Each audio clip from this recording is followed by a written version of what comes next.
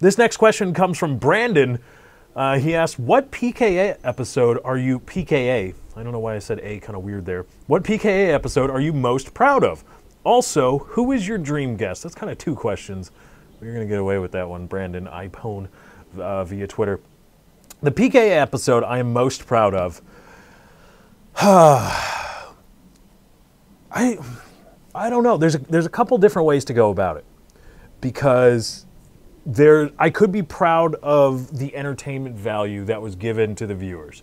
I could be proud of the way that I performed, or I could be proud of the show that we put on, whether it was entertaining, regardless of whether it was entertaining to the viewers. From my performance, in terms of my performance, oh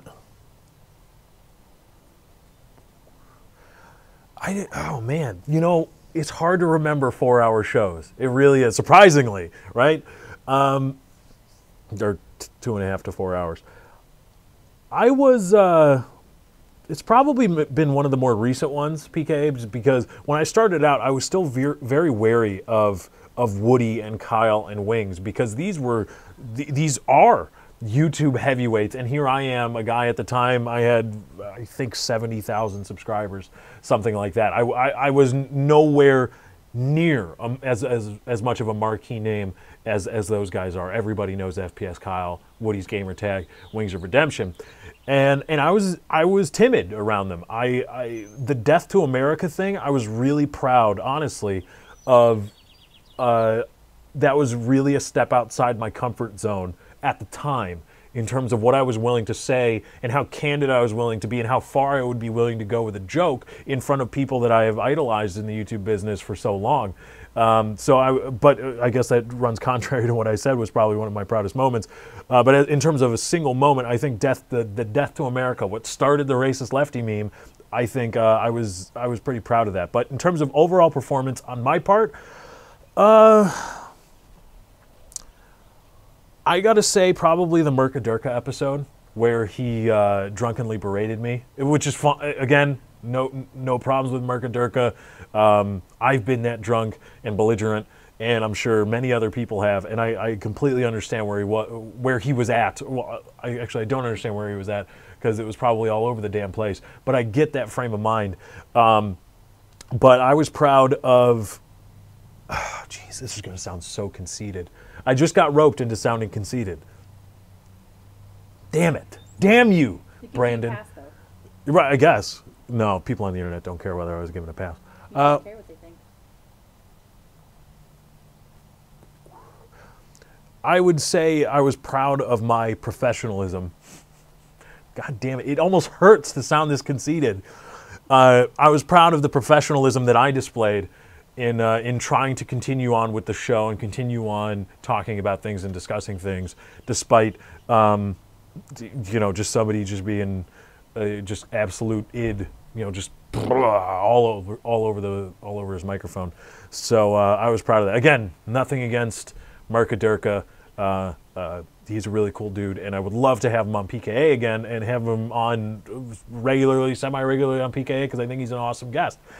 Now, in terms of the entirety, in terms of the show that I was most proud of in terms of entertainment value is probably the show where the PKA survival trip, not the Optic Hex survival trip, but the PKA survival trip was born. And even though I didn't play a big part in that show, because I knew from the very beginning when they were talking about survival, not camping, survival, I was like, And as they talked, more and more about it, I was a little bit weary, or I got more and more weary. I think that was a very, very entertaining show, because I think it was so very clear how into it Woody, Kyle, and Wings were. And I think that was really, really entertaining. It was entertaining for me to watch them be excited about it, and I would think that the viewers were probably just as excited to watch them be that excited about things. So that's probably the most recent episode that I think was the most entertaining. And I think I took a back seat. I said, all right, well, I'm not going to talk anymore because I don't want to interrupt this great segment where these guys are so jazzed up and talking about things, and that's probably going to suck all the viewers into it, and they're all going to be really excited about it too. So why would I try to derail it just so I could talk more?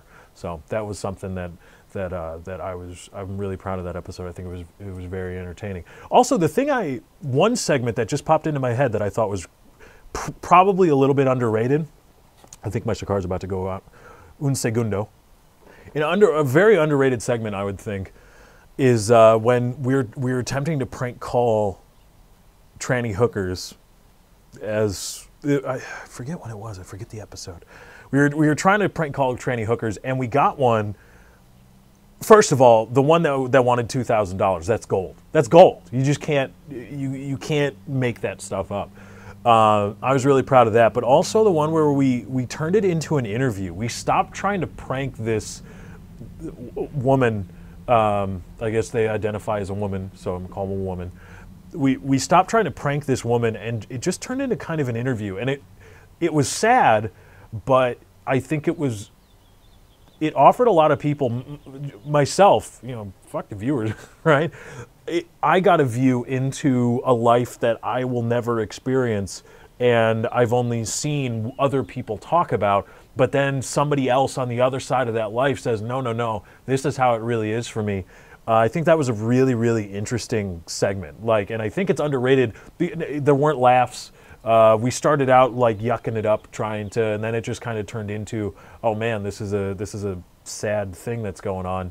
Let's try to interview and talk about it a little bit. I think that's an underrated segment from PKA. But thank you, Brandon Ipone, for providing me with 10 minutes or so of yakking time. I appreciate it.